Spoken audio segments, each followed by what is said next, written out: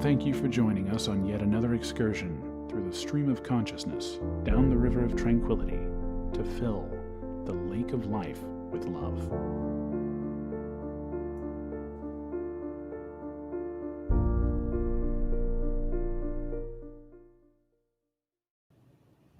And good evening, our fellow lovers of love, and thank you for joining us this evening. Tonight is a bit different than usual. We're just going to sit here and have a talk about Lubby's crime movies, and maybe some talk about some music as well. But I suspect that we're going to take up most of our time, if not all of it, talking about movies and Lubby's crime movies and all this various stuff kind of associated with that, because I don't know, it seemed fun, and I didn't want to do anything serious tonight. I just wasn't in the mood.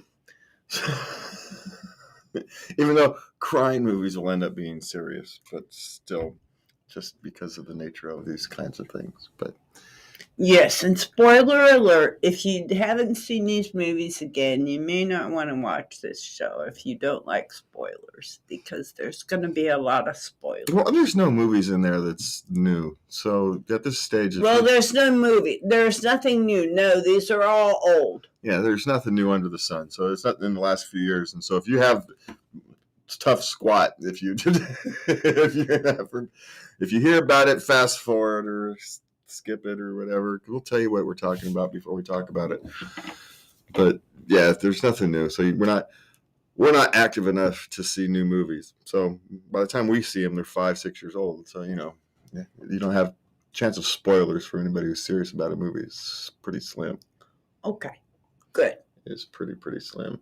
So, all right. So, but it's been an interesting week, right? I was going to say difficult, but it's not really difficult except for the panic attack while I was having my eye surgery. Well, yeah, that was not good. Well, hey, you survived. I can see now, so that's good. But so, we've been dealing with the after effects of surgery on Tuesday, and, just minor surgery. It's not like real surgery. It's not like someone was digging around in your organs. They're just replacing a lens on your eyeball. It's outpatient surgery, but it's still surgery. Yeah. Well, I don't like things messing with my eyes, and nor do I like needles. And guess what both of those things are? It's you're awake, and people are taking needles and shoving them into your eyeballs. It's, it kind of it's sucking out the old lens and then putting in a new one. And it's kind of strange because they unfold. They put them in like rolled or something, and they put them in and they unfold into your eye. Anyway, it's a very weird procedure. And so I'm trying not to pay attention to it while I'm doing it. I'm trying to follow their instructions at the same time, which, anyway, it's kind of interesting. So it was, but it's kind of an interesting thing. Not that I want to talk about the procedure, but, for me, anxiety leading up to it is far worse than now that it's done, it's just done. So I'm all right. Good. All I have to do now is go back so they can laser polish my eyeballs in a few months. So that's going to be fun. Don't know what laser polishing your eyeballs are, but it's going to be fun. But, but it's a transition period, right? Because we spent the last year kind of dealing with health issues of one sort or another. And now we're kind of transitioning out of that with this eye surgery. And so, it's a difficult period of time, which kind of brings up to the reasons, we have movies and entertainment. And, sometimes they help us process the world. They do, yes. And sometimes they're just an escape. And so let's not, sometimes it's like a piece of gum, right? Where it's just pure entertainment. There's no value to it other than it tastes good for a few minutes, right? And there's nothing wrong with that as long as that's not your whole diet, right? That's the whole problem, Well, I go for the period dramas. I go for high emotion. Well, see, I'm a crying person, so I can drop tears at all kinds of movies. My favorite tear movie is Wall-E. Because that's a very relatable movie to almost anybody. And I think it's so well done that they can tell such a deep story with so few words. Over the course of the whole movie, the script is actually quite slim, the actual spoken script. But they say a lot. Yes, I do. They say a lot in that movie. I mean, the whole opening sequences is kind of like a single person's, everyday life. You're just kind of going through life, collecting these little bits of various things about yourself until finally someday you happen to bump into somebody that interests you, and you hope that they're interested in the same kinds of things you are. And so you show them these things that you've collected over the years, these things about yourself and your personality that you've collected over the years. And then kind of how they each had to go through their own tragedy and loss. When Eve shuts down, Wally has to sit there and decide when to go on with his life. And then the minute he does, here comes the thing and takes her away. And then Eve has to go through the same thing at the end of it, right? Wally gets crushed, and she was prepared to walk away and let him go back on to his new thing, because sometimes that's what you have to do. But luckily, it's a movie, and Wally remembered himself. But see, the whole thing, it's the story of humanity, just told through robots. It's very strange, and with very few words. It's very deep. It's a very deep movie. You can watch it from the cultural aspect, of the cultural criticism of consumerism and environmentalism and all that, or you can just watch it from the human experience. There's various ways to view that movie, and that's what makes great art. There's various ways you can empathize with that movie. You can empathize with John and what the hell is that lady's name? Does she even have a name? Yeah, I forget. But the little, there's even small signs about, get ready to have some kids, just like it happens in real life. All of a sudden, hey, guess what? We're having kids now. Guess what? Whether you like it or not, here it goes. It's kind of a replication for the human experience. And so the whole thing is from start to finish. And so in various ways. And so that's kind of why I like the fact that they're able to do it within so few words. When so much art these days say very little with lots of words. It's one of my go-to movies at night. Yeah. The other one is Wreck-It Ralph, and that's just a feel-good movie, to be honest. That's just one of those feel-good, almost incredible journey movies type things. It is. It's a wonderful adventure. It's cute. Yeah. You can relate to the guy. You can relate to Ralph being unhappy with his life and trying for something more. Yeah. Well, that you don't understand that your role in life sometimes, like Ralph's role was to be the bad guy in a video game, but you're playing a role. It's like being the bad guy in a movie. You're not bad because you play bad guys in the movie. If they didn't have a bad guy in the movie, there would be no movie. Right? If you didn't have a bad guy in the game, there is no game. You're just as important as Fix-It Felix. Right? Yes. And that's what the story is actually telling you is, your roles are roles. And, sometimes our roles don't outwardly appear useful. But if you think about it, the world doesn't work without you. And so it's movies that can hit you on emotional levels like that, on a wide variety of emotional levels, are good art. And that's kind of the difference between, what is it they say the difference between art and propaganda is if the meaning can be interpreted, is open to interpretation, or if it's clear. And so if you can watch a movie and you can come up with 10, 15 different interpretations to it, then that's great art. That's great art. But if there's one clear message, and that's the only thing you can see, then it's not art at all. I mean, there may be some art to it. There may be art in the choreography. There may be art in the graphics work. And that kind of thing. But the overall picture itself is not art; it's propaganda. So, that's kind of the difference.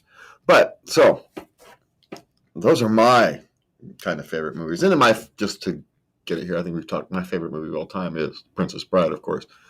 But that's just because it's just one of those. It's one of those light-hearted, fun movies that you can just kind of watch. It doesn't take itself too seriously while taking itself seriously at the same time. It walks that strange fine line. Those kind of movies can walk.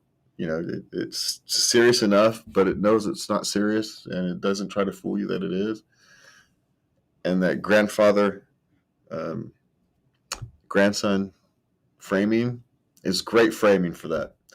It's a great framing device for the movie because it allows you to kind of create this world, and then every now and again it pulls you back out and says, "Hey, remember, this is just a fairy tale fantasy. A grandson talking to his grandfather. It's not real. It's a fantasy." So it grounds you in the reality. It's very well done. It doesn't never let you forget that it's a fantasy movie. It's not actually trying to tell you anything other than this kind of love story. And it's the dual love story. It's the love story of his grandpa and his grandson, the reluctance of his grandson to not want to be hearing the story, and to the overall aspect of, sometimes love is a wild and windy road. It's not a direct path, even if it's true love. So, they're very deep. I like deep stories. So what else? Let's go with yours. Let's go through your list over here while we got some time left before I sit here and yak over the whole. Well, Persuasion is my favorite period drama. Uh-huh. I watch it most nights. It's a pure love story, so that's good. Nobody dies. There's no orphans, so that's nice. But what really gets me about this movie is when she's writing in her diary about her lost love. She had turned down somebody 8 years before, and he came back into her life, and she's thinking he's married and he's got children, and she's writing in her diary and she's pouring out her soul about this lost love. It's gone forever. And she looks up and she looks directly into the camera and she starts crying and she holds her mouth. And it's just, oh my God. Okay. That's your crying movie. Yeah. Yeah. Well, they get together, of course. Well, of course. Well, even your crime movies aren't always with the happy ending, so I suppose that gives them something for them, right? They don't always feel the need to have the happy ending. But I always say those movies they're either crying, they've just done crying, or they're getting ready to cry. And that's the 3 stages of those movies. There's 3 stages of the movies. There's preparing to cry, there's the crying, and then there's the dealing with the crying. The after effects of the crying. See, but I swear those period dramas, they're just meant to cry. That's just what they do. They're lovely costumes. They have beautiful settings. The English is just delightful. I just can't get into them. I don't know. They seem to, but for me, if you need a good cry, So Persuasion is your favorite one. Is that the one with the who is that? The guy who rides up on his noble steed. Which one is that? No. No. No, that's the other one. That's Sense and Sensibility. She twists her ankle, and Willoughby jumps off his horse, comes over. Are you hurt? May I assess? Do I have your permission to assess your condition? Yes. And she nods. She can't even talk. She's so overwhelmed, don't you know? And he takes off her shoe, and she gasps. The horror of the shoe. Well, he saw her naked foot. What happens? Well, she had on a stocking. Well, she shouldn't be out walking around in the pouring rain in places with no roads. Just saying. Well, they saw a blue cloud and they were chasing it. Chasing a blue cloud. They saw a blue patch of Uh, sky in the rain and they were chasing it. And Willoughby turned out to be dastardly, yeah. of course. Well, it's best because he's not the guy I'm thinking of, so that's all right. Mr. Darcy rides up on his noble steed. That's the one. Mr. Darcy. Mm-hmm. So anyway, so what's next on your That's list? Pride and Prejudice. Yeah, see, I don't know. You've got so many of these movies. I don't know which ones are which anymore. They're all kind of run together. Well, there's two on YouTube that are really great. One is called Lily, and it's about Lily Langtry, the actress. It's a series, so I watched one or two of those a night, and it's wonderful. They use the same actress from teenager to old age, and she did it up on the stage too. So I mean, this is quite the production. I really love it, and so is Moll Flanders. It was a novel by, I believe, William Defoe, and he made social commentary, and it's about the plight of women during turn of the century. Yeah, another one you watch is what, Jane? Or is that one the one? Becoming Jane. Becoming Jane, that's the other one. That's about Jane Austen, and that was supposed to what really happened in her life. She fell in love.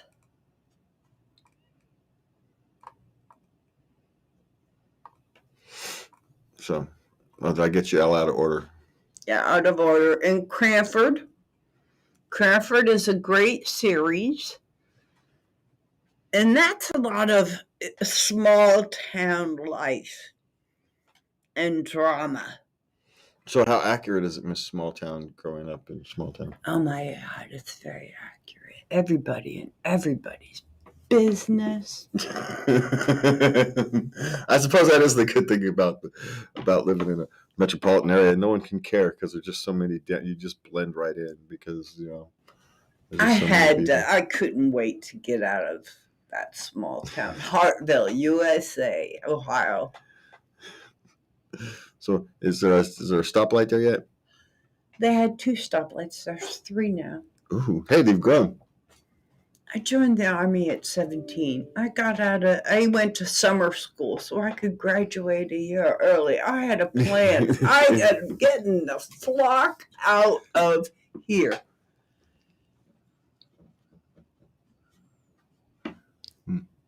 All right.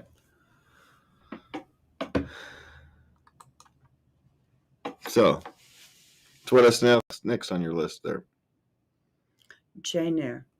Jane Eyre? Uh-huh. If you want to cry, if you need to cry, this is a good one. She's an orphan. She's treated badly. She goes to an orphanage where they're abusive. It's awful. Her only childhood friend dies in her arms. She has to suffer through her whole childhood. She gets to go be a governess, and she still has this positive outlook on life. So it's a testament to the human spirit. Yeah, because it actually does happen all the time, oddly enough. We just don't hear about it, except in... But she falls in love, of course. But of course he has a crazy wife who lives up in the attic. Well, of course, because you have to have a twist. Yes. Because, her life is too tragic to not have another tragedy attached to it. So on their wedding day, she finds out, and she very calmly just takes off her veil and leaves. What you gonna do? Really? Yeah. But then she hears that the wife died in a fire, a tragic fire, and he was hurt. And so she comes back to nurse him, and they fall in love again, and they go on and have children and a happy life. So it's a happy ending. Yeah. Well, endings are what you make of them, right? I suppose that's what that one tells you. You make your life. Your life is what you make of it. Yeah. She kept trying. She could have stopped trying any time. So. Exactly. So it is. Life is what you make it. She could have become a bitter, angry person. Yeah. Not trusting anybody ever. Yeah, but she kept herself. So that's the whole point. She kept herself open to being herself. Ultimately, and that allowed her to ultimately have a happy life. Well, happy end of her life. Second half of her life, I suppose. Yes. But hey, isn't that what matters? Maybe the first half of your life isn't so great, but maybe the second half can be. The future isn't written. That is true. That's a good story about. The future is not written. No matter what happens, the future isn't written. Okay, so what's next? Young Victoria is a little sad, but here again, a great love story. Her and Albert. Yeah, Prince Albert. Prince Albert. A great love story, and they tell it so well. Isn't that the guy who, when she gets mad at him, he just walks out, and she says, "You can't." Is that the one? I don't give you permission to leave. He just walks out anyway. He just walks out. I am your queen. I can go back to Russia. I didn't need this. You'll come to your senses in a little bit. I can go to Russia. Don't just leave me alone. But yeah, he's the one person who knew how to deal with her. It's kind of the interesting thing about it. Yes. Just let her vent and come back in a while. Oh, apparently they had the most horrendous fights. But she was just madly in love with him. They had 9 children. Yeah, well, I'll just say.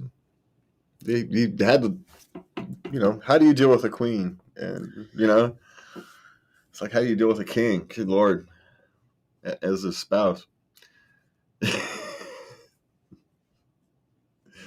Yeah, it's a very delicate thing. Off with their head is always a possibility, right? So, you have to be very careful. Okay, my next one is controversial. Sure. Titanic. No, it's only controversial with me, just because I don't find it a romance movie. Well, it's not really a period drama. It's more a historical with a romance. Just not romance. Historical tragedy. That wasn't romance. That was lust. It's not the same thing. She remembered him all her life. Well, because he died in front of her. You'd remember him too. That's nothing. It's still nothing but lust. Hey, we're just fine. Rock your boat. I'm just saying.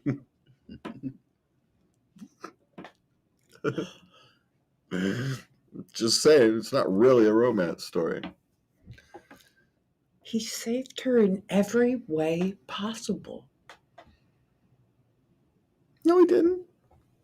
If she hadn't been out catting around, she may have gotten on a regular boat and not having it been so damn cold. He may have gotten on himself a regular boat. He was a resourceful young man. She may have cost him his life. He already showed he knew how to get up to the top of the boat and get places where he wasn't able to be. There's no reason he couldn't have gotten himself onto a rowboat, onto a lifeboat. If he was trying to take care of her. Stupid things men will do. It's like that Steve Harvey thing. All that. Yeah. We will die for it. We're dumb. Oh, Right yeah, there. our Family Feud, Steve Harvey. They Yeah. have What Will Men Do? Yeah. Lie, Yeah. Lie, kill, die. Yeah. Yeah. We'll do it. We're stupid. Beg. Beg. Yeah. Pay, I think was the other one. I think. Pay was the other one, yeah. Yeah. So, yeah, we're morons. So, and Titanic is proof of that, is what that is. Titanic is just proof the men are stupid. That's what that's what that proves. Okay, so what else you got? Room with a View. This is a delightful love story. I don't actually remember it, but okay. It's set largely in Italy. It has beautiful, beautiful settings. And her hair is worth watching. Just Oh, so she got hair like mine. Okay, I got it. I can understand that. That I can understand. Now he finally says something I can understand.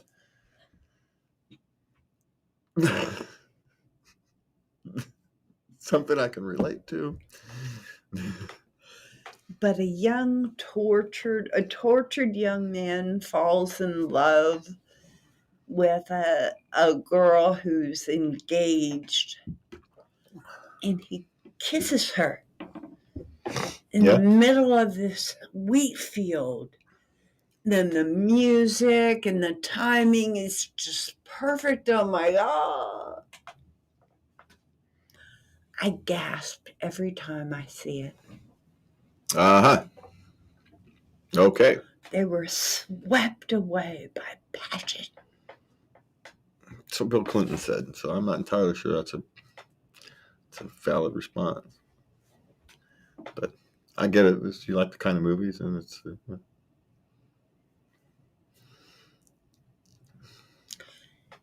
And she fought him. Of course, I'm a curmudgeon, so... And he kept after her. Mm-hmm. So is it a love story, or is it a horror film? And finally, she told the truth. Of course, I'm in love with him. What did you all think? And she's crying terribly. So is it a love story or a horror film? Well, guy chasing after this girl, unwanted attention. And then they get married, and then they go back to the same hotel where they met for their honeymoon. Uh-huh. And there's a fabulous scene where she's trying to read a letter and he's kissing her.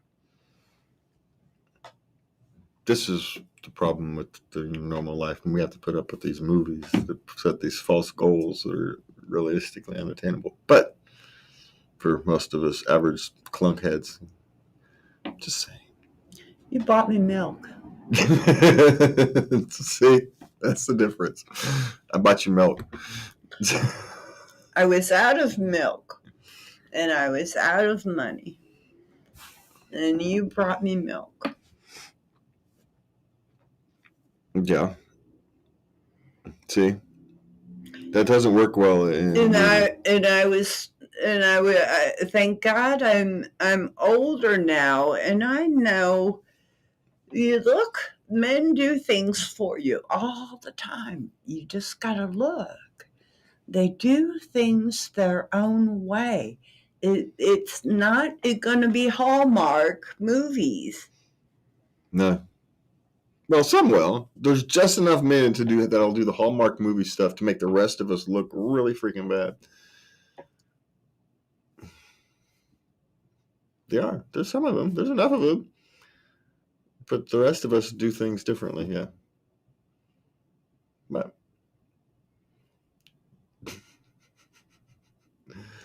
Men like to build things. we like to fix things. Fix problems. Yeah, so, men like to fix things and tinker with things. And so, yeah, we do weird things. Yeah. As long as they're trying, right? And I think that's the important thing. As long as either side is trying. It's less what they actually do. It's that they're actually attempting. I think that's what we should all focus on. All right, so we got one more. What's one more you got? One more? Yeah, it's 9:30. We got time for one more. The Duchess. The Duchess. Beautiful settings. beautiful castles, beautiful headpieces and costumes. It's a tragic story about a duchess. I forget her name. She gambled too much. They don't go into that very much. Apparently, she always owed money. But it's about her. She got married very young. She didn't know him. He was emotionally cold, emotionally distant, and she had an affair, and she got pregnant, and she gave up the child to her lover's family. And the scene where she's giving up her child, if that doesn't make you cry, I don't know what will. There is a current theme to all your movies.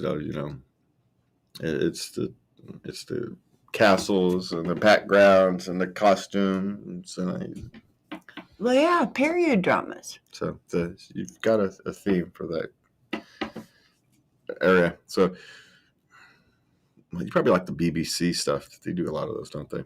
Yes, I was BBC for a while. I was a member.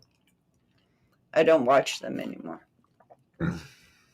That's interesting. So what are your favorite love movies or crime movies or however you want to describe it? We'd love to hear from you. You can send us at love@latenightLove.us. You can go to latenightLove.us and click the contact button, let us know there, or contact us on social media. We would love to hear from you. And from me and Lubby, we want to thank you for joining us here on our rambling conversation about movies tonight. And we will see you on Saturday to talk about to answer questions. So we will see you then.